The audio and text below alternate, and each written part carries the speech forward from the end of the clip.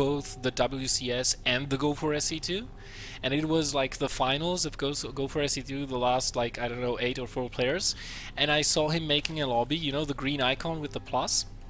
So I was like, cool, he's making a lobby for the quarterfinals of Go for SC2.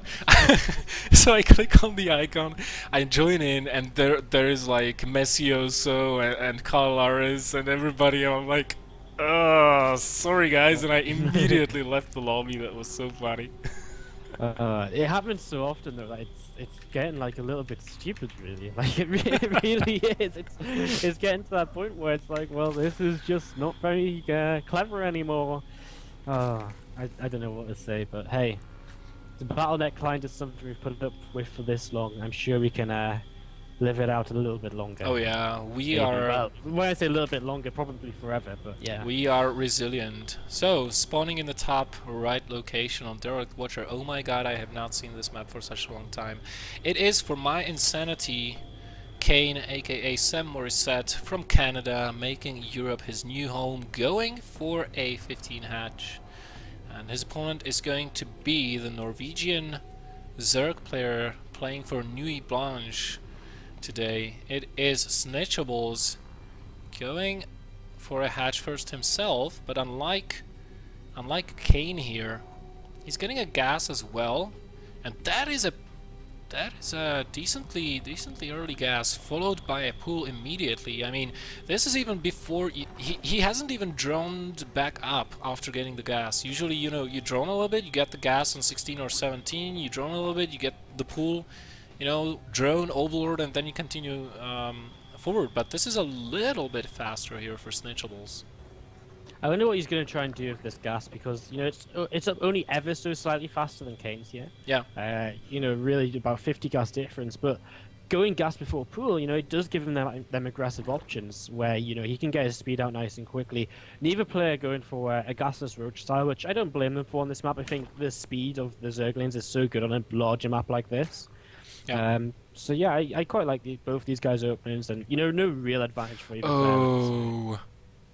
He might be going for a Link Flood. Link Flood pulls completely out He of gas, pulls yeah. every single drone out, and I think what he's going to do is, once those queens pop, he's going to inject once at every single hatchery, and then get a couple of drones, but most importantly overlords, and once those larvae pop, there's going to be only lings, and you know, this makes sense on this map because it's really difficult to wall this off, so you pretty much have to go gas builds. You cannot just open gasless. You know, and you can see the difference in the build. Kane is continuing to mine gas here, so he's going to go into a fairly fast baneling nest. And I mean, you know, I think you're right in what you're calling here, basically. Snitchables, he's making one more overlord. He's getting ready for this big influx of lava. And once he gets this influx of lava, you know, all of a sudden, boom, a lot of lings will be heading across the map. And this is exactly the build for it, you know, pulling completely out of gas, not remining gas, you know, going gas before pool as well. And there's them lings starting up Belenoir. Yeah, there they are. He still has... Okay, now he used up all of his larvae, and he's going to be streaming those lings across the map, I think. Or maybe he's going to hoard them inside the natural base until the last possible second to not tip himself off. Even hiding them from these lings, Kane has not seen those. He sees only the 2 inside the main base, and that's not going to be enough for him to know what's coming up. He does have a baneling nest on the way, as well as a spine crawler, but that's not going to be enough. And... he's building 6 links. He should be building way more right now. Yeah, maybe even getting an additional spine. There we go. Exactly what he's doing. So can he hold on here? His baneling nest is still not quite ready, and you can see already Snitchables, he catches one Zergling here and taking a little bit of damage from the spine crawler as the rest of his lings start to come in. He needs to start getting damage done. Here he goes. Spine crawler surrounded. Lings being engaged from Kane, but I mean, he just doesn't have enough quite yet, and he's going to start taking a lot of damage, and into the main base he goes where there's no static defense. There is absolutely no static defense. The queens are on the ramp, trying to block, but not doing a good job of it. And it's going to be a while before they come back, so in the very least, Kane will be losing a decent number of drones here. But, you know, truth be told, I think it's game already. Really? I mean, he's only he's still got... If he didn't have these 3 Zerglings killing so much in his natural, he would have only lost 5 workers then, but then that's true. Things killed 5 more workers. The worker counts are actually dead even right now, and, you know, Kane actually has that advantage because he's got a baneling nest, and baneling's on the way. You know, but there's still a lot of Zerglings up, but banelings are out. Okay, I have called this prematurely. You know, I thought he's going to lose. He was going to lose a lot more in the main base. But those links came out just in time, and now with the banelings, it's going to come down to those connections. Snitchables has a lair 3/4 of the way done, so he might just go Wow. for a very fast switch to Mutalisks, but he's not taking any of the gases yet, which is Well, kind of he weird. can't really do that yet because he's not droned up his natural base. He'll have to drone that up before he But I takes mean, those he made gases. so many lings. Like, he made so many more lings, and maybe Yeah, he's exactly. trying to trick Kane into droning. I'm not sure. He's moving out right now. He's got lings pretty much everywhere, all over the map, and these lings for Kane are probably dead because they're going to get surrounded from either side, actually.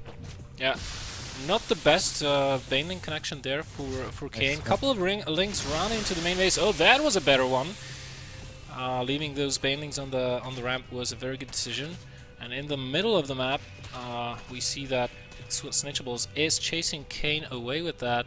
Now Kane has his lair almost finished, and the drone counts are even right now because behind the Snitchables has been droning. He has taken one additional gas here, and he is getting a Spire. He'll need that 4th gas and ideally a 3rd base as well, but you know, Kane going for the Spire as well.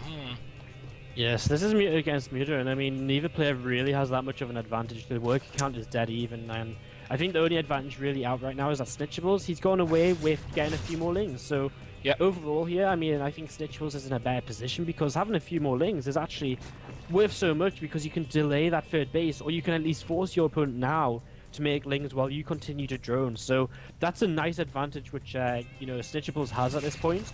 And we are going to go into Muta versus Muta. It was quite common on this map, in fairness. Yeah, it was. Opted This out. map has been ruled by Muta versus Muta during the early stages of Heart of the Swarm when it came out. That's absolutely true. Now Snitchables is going to have a little bit of a lead on the Muta production in terms of time, but he is lower on the gas count than his opponent because he did go for that early ling attack. So he's going to have slightly less of those mutas than Kane, and things might even out as a result of that once again. Nice counter-attack here coming into the 3rd base of Kane, and he's going to probably have to be forced to cancel this. Banelings This is are not really nice by finished Snitchables. for Snitchables at his natural though, and this allows this allows Kane to get inside the main base. He's going to trade links for links. Probably will not end up winning this battle. Nice job there getting out of that base. The 3rd of Kane will go up safely, I think. Snitchables is making a mistake. He's pulled these lings back from that 3rd base twice now, just because he's moved command in his army, and that's a huge mistake. That 3rd base should have been cancelled, and he's going to find himself at a deficit in terms of his 3rd base building time, where really he should have been able to force that cancel, and now he doesn't have the ling numbers, and the Muta counts are starting to head towards even, and Kane actually gets an advantage by starting his +1 flyer carapace a little bit sooner.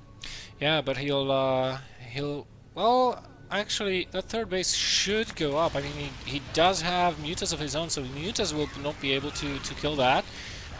He lets it finish, and here come the banelings though for Snitchables, and this is going to be a little bit difficult to defend after all, and it may just... Oh, this is 94 hit points. Will the last links be able to get that? No.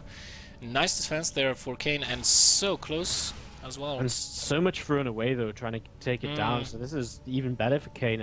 I mean, look at the Mutalisk counts, 11-7, and he's got the upgrade started as well. And he's got, you know, he's got a couple less in the production tab, but it doesn't quite make up for it.